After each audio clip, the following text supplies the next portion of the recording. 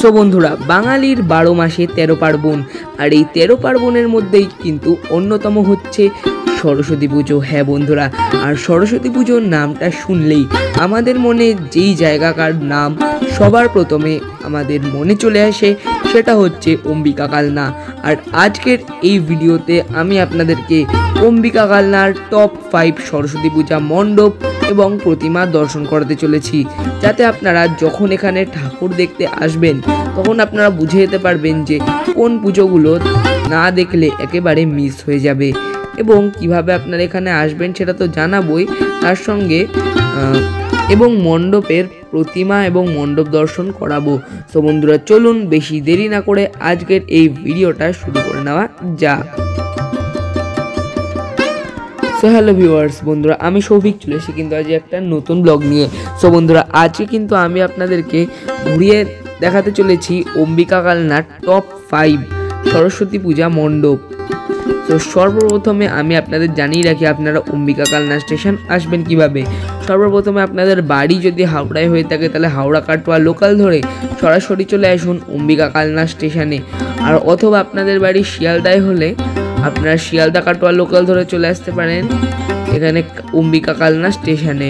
অথবা নৈহাটি থেকে এলে প্রথমে ব্যান্ডেল আসবেন এবং ব্যান্ডেল থেকে আপনাদেরকে ট্রেন বদল করে যেতে লাগবে হচ্ছে কাটোয়া লোকাল ধরে চলে আসতে লাগবে অম্বিকা কালনায়। সো বন্ধুরা চলুন প্রথমেই আমরা যেই সরস্বতী পুজোটা দেখব সেই পুজোটা হতে চলেছে ত্রিধারা সম্মেলনীর পুজো।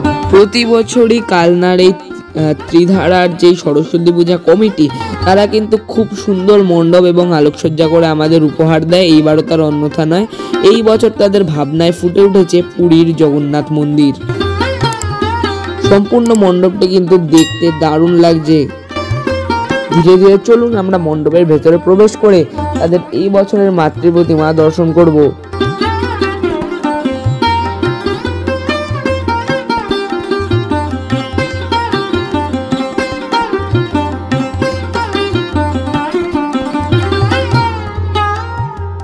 তো বন্ধুরা চলুন আমরা মণ্ডপের ভেতরে প্রবেশ করি এবং আপনাদেরকে এখানকার প্রতিমা দর্শন করিয়ে দিই।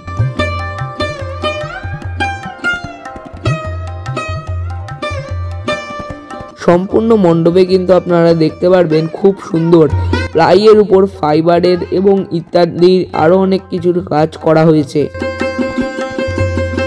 যার জন্য কিন্তু সম্পূর্ণ মণ্ডপটা দেখতে দারুণ লাগছে।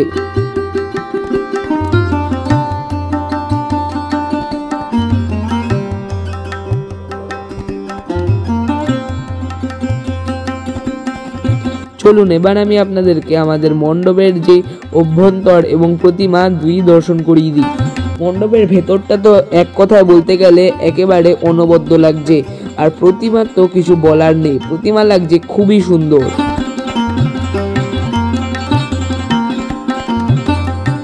মণ্ডপের ভেতরটা আপনারা দেখে নিন, এরপর আমি আপনাদেরকে দর্শন করিয়ে দেবো আমাদের মাতৃ প্রতিমা।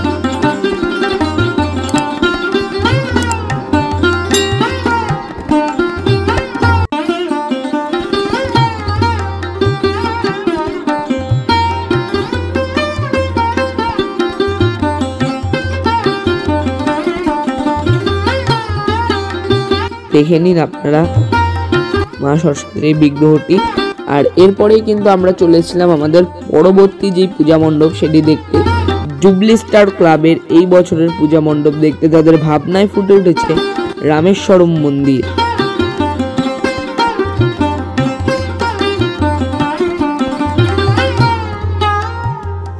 সম্পূর্ণ মণ্ডপটাতে কিন্তু খুব সুন্দর কাজ করা হয়েছে, যার জন্য কিনা মণ্ডপটা কিন্তু দেখতে দারুণ লাগছে।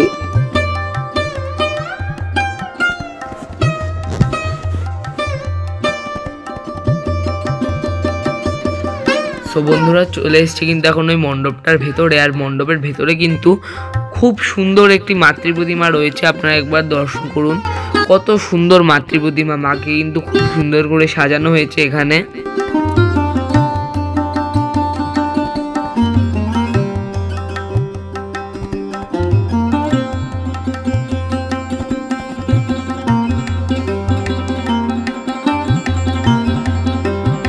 এই প্রতিমা আপনারা দর্শন করে নিন এবং জুবলি স্টার ক্লাবের এই প্রতিমা দর্শন করার পর বাইরে বেরিয়ে আসুন মণ্ডপ থেকে। এবং তারপর কিন্তু এখন আমি আপনাদেরকে দেখাবো স্পুটনিকের এই বছরের এই সরস্বতী পূজা, সেই পূজার মণ্ডপ। এই বছর তাদের ভাবনায় ফুটে উঠেছে কথাকলি। সম্পূর্ণ মণ্ডপে কিন্তু তাদের থিম অনুযায়ী একটি ক্যাসেট বাজছে। দেখে নিন তাদের এই বছরের পূজা মণ্ডপ। সম্পূর্ণ পূজা মণ্ডপে কিন্তু কথাকলির যেই বিষয়টা, সেই বিষয়টা বোঝানো হয়েছে। আর তাদের যেই মাতৃপ্রতিমা, সেই মাতৃপ্রতিমা কিন্তু তৈরি হয়েছে লোহার দ্বারা। লোহার বিভিন্ন জিনিস দিয়ে কিন্তু তৈরি হয়েছে তাদের মাতৃপ্রতিমা। সম্পূর্ণ প্রতিমাটি কিন্তু দেখতে বেশ সুন্দর লাগছে। প্রতি বছরই স্পুটনিক তাদের পূজা মণ্ডপে নিত্য নতুন ভাবনা এনে আমাদেরকে উপহার দেয়। এরপরেই কিন্তু আমরা চলে এসেছিলাম আমাদের পরবর্তী যেই পূজা মণ্ডপ সেটিকে দেখতে। চারাবাগান সবুজ সমিতির এই বছরের পূজা মণ্ডপ। সেরা 5টি পুজোর মধ্যে এই পুজোটা তো প্রতিবারই থাকে। আর এই বছর তাদের ভাবনায় ফুটে উঠেছে চীনের বৌদ্ধ মন্দির। সম্পূর্ণ মণ্ডপে কিন্তু বেশ সুন্দর কাজ করা হয়েছে, ফলে পুরো মণ্ডপটি কিন্তু দেখতে দারুণ লাগছে। মণ্ডপের অভ্যন্তরটা একবার দেখাবো, বেশ সুন্দর লাগছে। আর তাদের প্রতিমাও কিন্তু মনোমুগ্ধকর, একেবারে গাঢ় নীল রঙের প্রতিমা তাদের।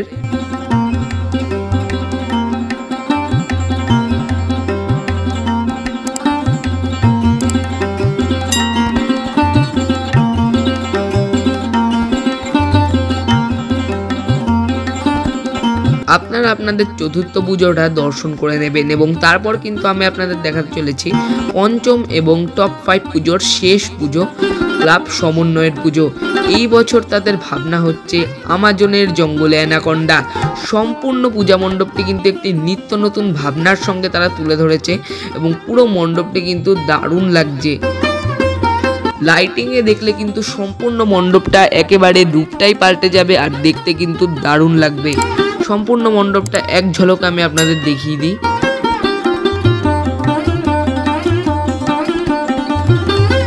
খুব সুন্দর কিন্তু করেছে তাদের মণ্ডপটা এবং তাদের ভাবনা। আর এই যে অ্যানাকন্ডা সাপ, এর মুখের ভেতর দিয়ে কিন্তু আপনাদেরকে প্রবেশ করতে হবে মূল যেই মণ্ডপ, সেই মণ্ডপের ভেতরে।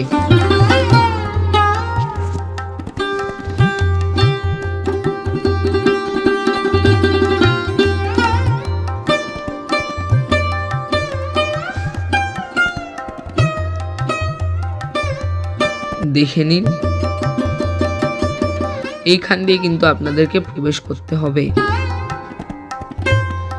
আর ভেতরে গেলেই কিন্তু একটি ভুতুড়ে অভ্যন্তর এখানে ওনারা তৈরি করেছেন, যে ভেতরের যে এরিয়াটা রয়েছে যেখানে ঠাকুর থাকে, সেই জায়গাটায় কিন্তু একটি ভূতের গুহার মতন এখানে দেখানো হয়েছে। সো বন্ধুরা, আজকের ভিডিওটা কিন্তু এই পর্যন্তই। ভিডিওটা ভালো লাগলে ভিডিওতে অবশ্যই একটি লাইক করবেন, কেমন লাগলো কমেন্ট করে জানাবেন।